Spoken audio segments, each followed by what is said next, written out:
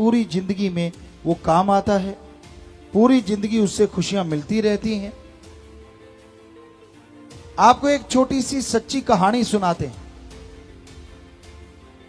एक चोर था, बड़ा ही शातिर चोर। राजा महाराजाओं का समय था उस टाइम। तो वो चोर चोरी करता था, कभी पकड़ा नहीं गया था।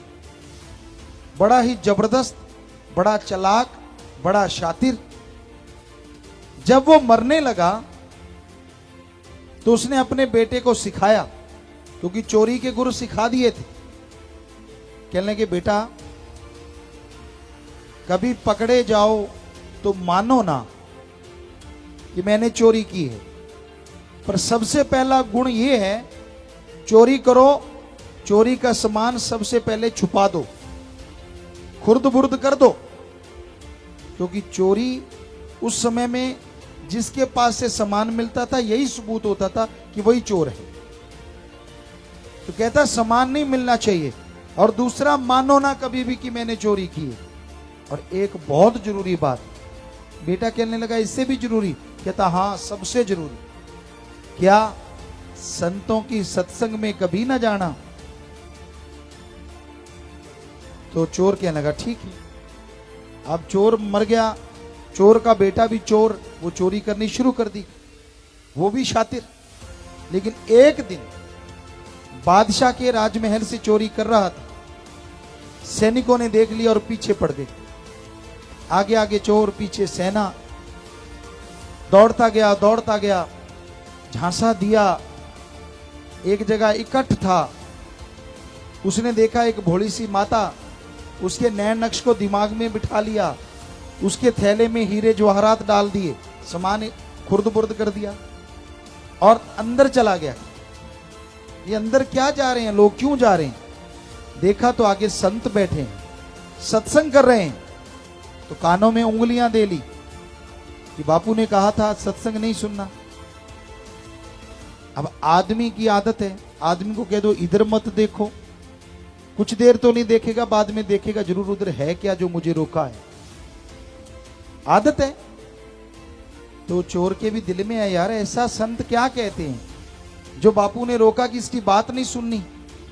उसने कानों में से उंगलियां निकाली, संतों के वचन आए, देवी देवताओं की परछाई नहीं होती।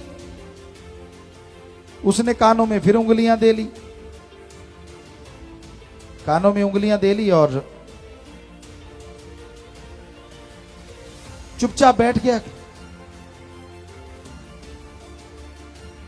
बाहर निकला जब, सेना ने पकड़ लिया, क्योंकि सैनिकों ने देखा था कि ऐसा हुलिया है, ऐसा आदमी है। पकड़ के ले गए राजा के पास। राजा ने पूछा क्या भाई इसके पास सामान मिला? कहते ना जी बादशाह, इसके पास सामान तो नहीं है। कहने लगा फिर?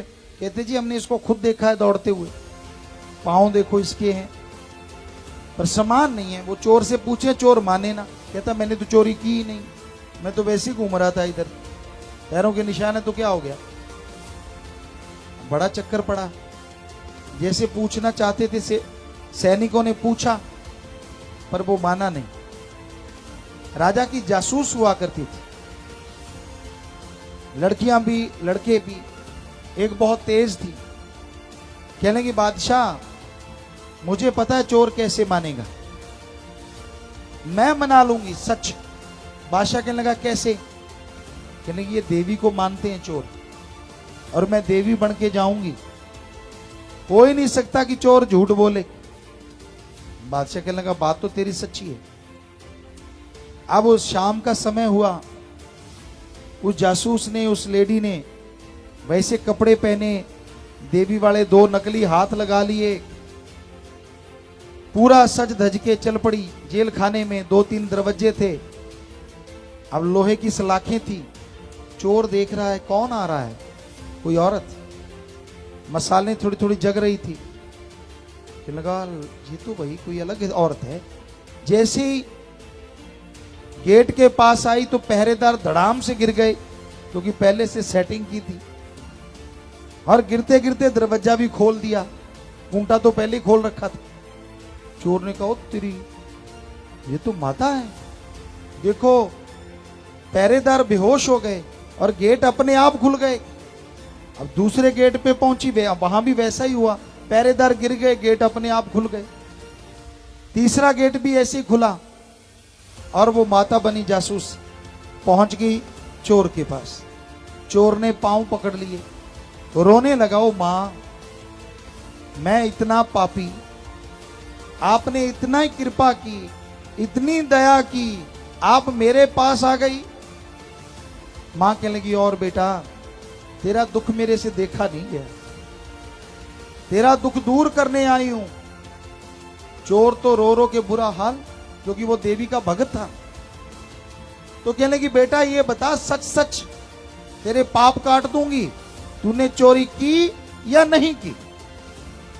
चोर ने कहा, इससे बढ़िया मौका क्या हो सकता है, सारे पाप धुल जाएंगे, बता दे। अब चोर जैसे बताने लगा, मशालें जगी हुई थी, तो उस औरत की परछाई दीवार पे पड़ रही थी लंबी। ओ, संतों की बात याद आ गई, देवी देवताओं के परछाई नहीं होती। तो अब चोर भी पाखंडी था पूरा, और ज्यादा रोने लगा, कूकने लगा जोर जोर से, हे मां बचा ले, मुझे बचा ले, मैं तेरे आगे झूठ कैसे बोलूंगा, मैंने चोरी जब की ही नहीं, मुझे तो धक्के से पकड़ लाए। बदल गया मिनटों में। अब वो जासूस जो मां बनी थी, उसने 2-3 बार पूछा, वो रो रो के पांव पकड़ लिए और कहने लगा, मुझे छुड़ाओ। कहती, चल मेरे साथ, क्योंकि वो राजा से पावर लेके आई थी। उसको पकड़ा, साथ ले गए, बादशाह के सामने पेश कर दिया कि बादशाह सलामत, ये चोर नहीं है, मेरी गारंटी है। अब चोर को उस समय क्या होता था, सूली पे टांग देते थे, तो चोर की तो जान बची। वो भागा उस गांव में, यहां संत थे, वहां संत चले गए थे।